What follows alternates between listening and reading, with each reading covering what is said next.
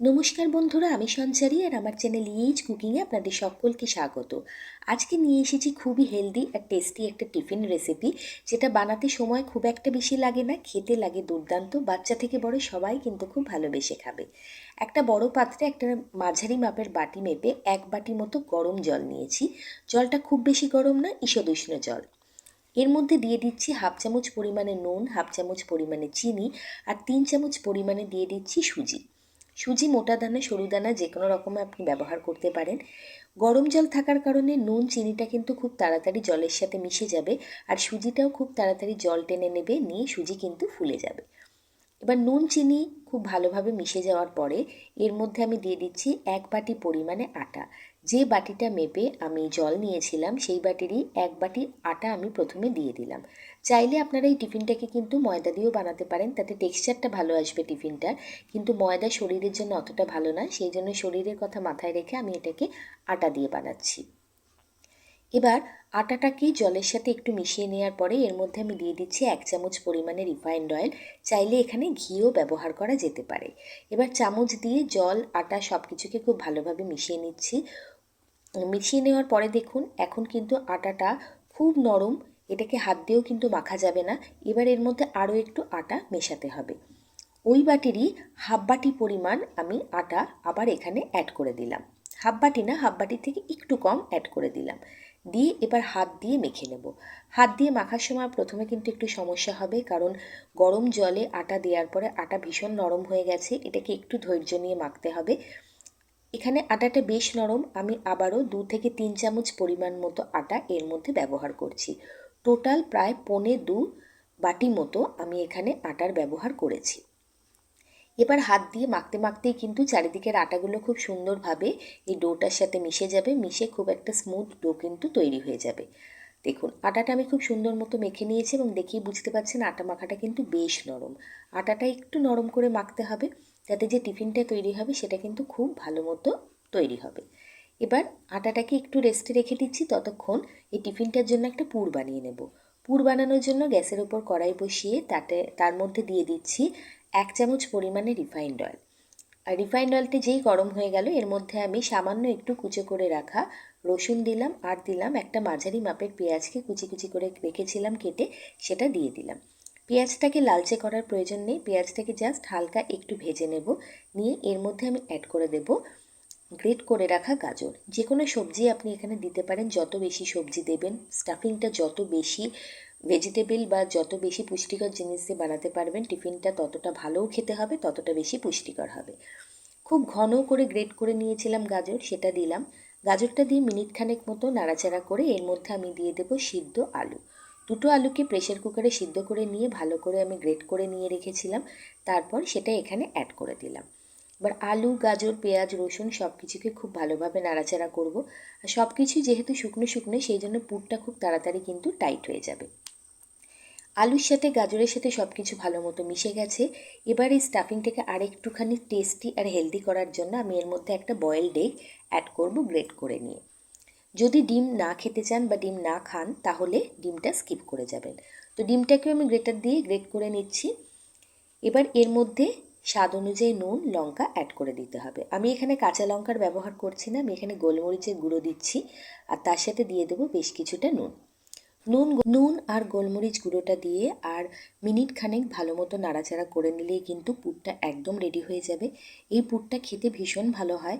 যে কোনো রকম ভেজিটেবল আপনার ফ্রিজে থাকবে আপনি সেটাই এখানে দিতে পারবেন। যত বেশি ভেজিটেবল দিতে পারবেন তত কিন্তু এটা পুষ্টিকর হবে। আর বাচ্চাদের ভেজিটেবল খাওয়ানো খুব মুশকিল হয়, এইভাবে স্টাফিংয়ের মাধ্যমে খাওয়ালে কিন্তু এরকম একটা সুন্দর পুর বানিয়ে তারপর টিফিনটা বানালে কিন্তু বাচ্চারা চেটেপুটে খাবে এবং বুঝতেও পারবে না যে কতটা পুষ্টিকর জিনিস তারা খাচ্ছে। তো এখানে পুরটা খুব ভালো মতো রেডি হয়ে গেছে। এবার গ্যাসের ফ্লেমটাকে বন্ধ করে দিয়ে এটাকে একটু ঠান্ডা হতে দেবো। একদম গরম অবস্থায় কিন্তু স্টাফিং হিসাবে এটাকে ইউজ করা যাবে না। একটুখানি আলতো একটু হাতে একটুখানি ছড়িয়ে দেবো, দিয়ে একটু ঠান্ডা করে নেওয়ার পরে এটা ব্যবহার করব। এদিকে যে আটাটা মেখে রেখেছিলাম সেটাও খুব ভালো মতো সেট হয়ে গেছে, দেখুন এখন আর একটু বেশি নরম হয়ে গেছে। এবার এর মধ্যে 1/2 চামচেরও কম তেল দিয়ে এটাকে আরেকবার একটু মেখে নেব। মেখে নিয়ে এর থেকে লেচি কেটে নেব। লেচিগুলো একটু মাঝারি মাপের কাটবো, কারণ প্রথমে আমরা যে রুটিটা বেলবো সেই রুটিটাকে একটু বড় করে একটু পাতলা করে বেলতে হবে, সেই জন্য লেচিটাকে একটু আমরা বড় বড় করেই কাটবো। এই টিফিন রেসিপিটা যদি আপনাদের আজকে একটু ভালো লাগে তাহলে একটা ছোট্ট অনুরোধ করব যে চ্যানেলটিকে সাবস্ক্রাইব করে বেল নোটিফিকেশনটা অন করে দেবেন। আর একটু বেশি ভালো লাগলে অনুরোধ করব বন্ধুবান্ধব আত্মীয় পরিজনদের সাথে টিফিন রেসিপিটা শেয়ার করার জন্য। এরকম চটজলদি বানানো যায়, কম তেল মশলায় বানানো যায় প্রচুর রেসিপি আমার চ্যানেলে অলরেডি আপলোডেড আছে। যদি আপনাদের মনে হয় সেগুলো আপনারা দেখবেন তাহলে আমার চ্যানেল ইজ কুকিংকে অবশ্যই একবার ভিজিট করবেন। অল্প একটু আটা ছড়িয়ে নিয়ে একটা লেচি থেকে আমি বেশ ভালো করে পাতলা পাতলা করে একটা বড় সাইজের রুটি বেলে নিচ্ছি। যতদূর সম্ভব পাতলা করা যায় পাতলা করেই কিন্তু রুটিটা প্রথমে বানিয়ে নেব। আর রুটিটা বেলার সময় অবশ্যই আটা ব্যবহার করবেন। দেখুন বেশ ছড়িয়ে পাতলার ওপরেই কিন্তু আমি রুটিটা বানিয়ে নিয়েছি। এবার যে স্টাফিংটা রেখেছিলাম তৈরি করে, পুরটা রেখেছিলাম, সেটা কিন্তু বেশ ঠান্ডা হয়ে এসছে। তার থেকে চামচে করে পুর নিয়ে এই রুটির এক সাইডে একটু বেশ ভালো করে পাতিয়ে পাতিয়ে ছড়িয়ে দেবো।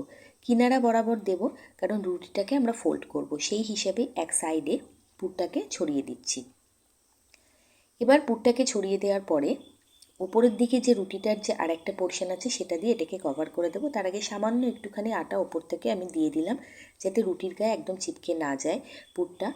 এইবারে দেখুন ফোল্ড করে আঙুল দিয়ে টিপে টিপে কিন্তু সুন্দর করে লক করে দিতে হবে এনভেলপের মতো। চাইলে আপনারা ময়দা বা রিফাইন্ড অয়েল দিয়ে একটা স্লারি বানিয়ে সেটা দিয়েও ওটাকে লক করতে পারেন। আমি জাস্ট আঙুল দিয়ে চেপে চেপে লক করে দিলাম। এবার হাতের আন্দাজ করে যতটা পুরটা আছে ততটুকু ভেতরে রেখে বাইরের এক্সেস যে পোর্শনটা সেটাকে আমি একটা নাইফ দিয়ে কেটে দিচ্ছি। এইভাবে কাটলে কি হবে, প্রত্যেকটা টিফিন কিন্তু দেখতে খুব সুন্দর হবে আর খুব ইভেনলি তৈরি হবে প্রত্যেকটাই। দেখুন নাইফ দিয়ে চারিদিক থেকে কেটে নিয়েছি, ভেতরে পুরটা রয়েছে, খুব সুন্দর একটা অর্ধেক চাঁদের মতো শেপ কিন্তু তৈরি হয়ে গেছে। সেকেন্ড আর একটা আমি আপনাদের বানিয়ে দেখাচ্ছি। পাতলা করে একটা রুটি বেলে নিয়েছি, এই রুটিটারও কিনার দিয়ে এই যে পুরটা সেটা একটু ভালো করে ছড়িয়ে দিলাম। আর পুরটা একটু বেশি দেওয়ার চেষ্টা করবেন, তাতে খেতে খুব ভালো লাগবে। এবার পুরটাকে ছড়িয়ে দিয়ে ওপর থেকে সামান্য একটুখানি আটা দিয়ে দেব, দিয়ে আটা অল্প একটুখানি ছড়িয়ে দেব, দিয়ে রুটিটাকে ওপর থেকে ফোল্ড করে দেব। এইভাবে একটু বড় করে রুটি বেলে করলে কি হয়, খুব সুন্দর মতো কিন্তু এই ফোল্ড করার কাজটা হয়ে যায়, একটু কিন্তু ছোট বড় হয় না। এবার আঙুল দিয়ে দেখুন সাইডগুলোকে আমি সুন্দর করে একটুখানি চাপ দিয়ে দিয়ে লাগিয়ে দিচ্ছি, দিয়ে যে এক্সেস পোর্শনটা রয়েছে সেটাকে নাইফ দিয়ে কেটে দিচ্ছি।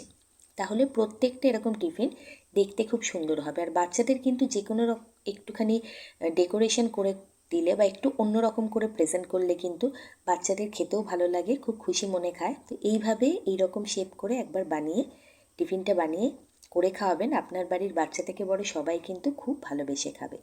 সবকটা এরকম টিফিন বানানো হয়ে গেছে, এবার এগুলোকে ভেজে নেওয়ার পালা।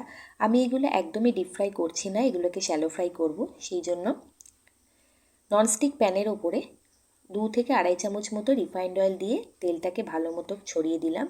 দিয়ে এই প্যানের ওপরেই আমি 4টে টিফিনকে একবারে দিয়ে দিচ্ছি, দিয়ে ওলট পালট করে ভাজবো। যেহেতু আটাটা মাখার সময় একটুখানি ময়ানের জন্য তেলের ব্যবহার করেছি, আর পুরটা যেহেতু পুরোপুরি তৈরি করাই পুর, তো সেই জন্য পুর কাঁচা থাকার কোনো ব্যাপার নেই, শুধু এই রুটিগুলোকে একটু ভালো মতো ভেজে নিতে হবে। গ্যাসের ফ্লেমটাকে মিডিয়ামে রেখে বেশ ঘুরিয়ে ফিরিয়ে লালচে লালচে করে ভেজে নেব, তাহলেই কিন্তু টিফিনটা তৈরি হয়ে যাবে। অসাধারণ খেতে লাগে, আর এর সাথে কোনো কিছুই লাগে না খাওয়ার জন্য, শুধু এটা খেলেই আপনার পেট ভরে যাবে।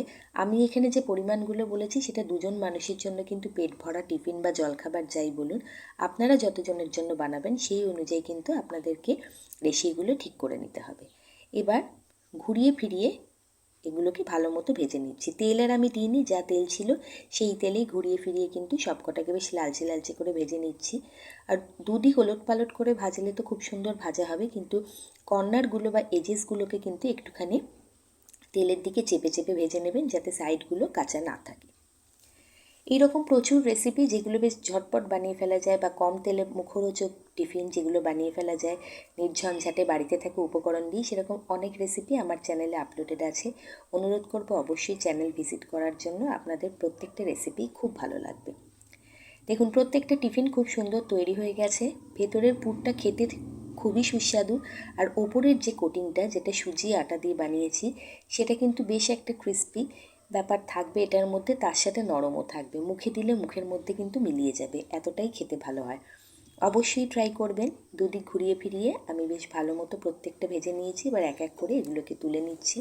অনেকক্ষণ পর্যন্ত ততটাই নরম থাকবে, খুব ভালো লাগবে খেতে। এটা সকালের জলখাবারে, বিকেলবেলার হালকা ফুলকা স্ন্যাক হিসাবে খেতে পারেন, বা বাচ্চাদের জন্য লাঞ্চ বক্সে প্যাক করে দিতে পারেন। দেখুন খুব সুন্দর চেহারা এবং স্বাদও খুব ভালো। আশা করি রেসিপিটা আপনাদের ভালো লেগেছে। ভালো লাগলে চ্যানেলটাকে সাবস্ক্রাইব করতে কিন্তু ভুলবেন না। ভালো থাকবেন, সুস্থ থাকবেন। ভিডিওটা এতক্ষণ দেখার জন্য আপনাদের সকলকে অনেক অনেক ধন্যবাদ। নমস্কার।